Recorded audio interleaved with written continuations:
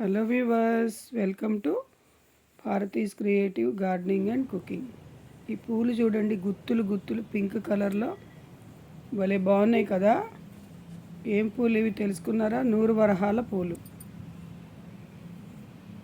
Ixora అని కూడా అంటారు. అలాగే కొన్ని ప్రాంతాల్లో నార్త్లో రుక్మిణి పూలు అని కూడా అంటారు. ఇవాళ వీటి కేర్ గురించి, పూలు బాగా రావాలంటే టిప్స్ గురించి తెలుసుకుందాం. చిన్న కుండీలో పెట్టా చూడండి, ప్రతి కొమ్మ చివర గుత్తులు గుత్తులు పూలు ఉన్నాయి.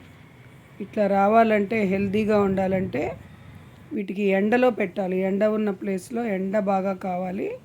15 రోజులకు ఒకసారి కుండీ చుట్టూ తవ్వి గొడ్లెరువు, ఎప్సమ్ సాల్ట్ అని దొరుకుతుంది, అది కూడా వేస్తే చాలా బాగా పూస్తాయి.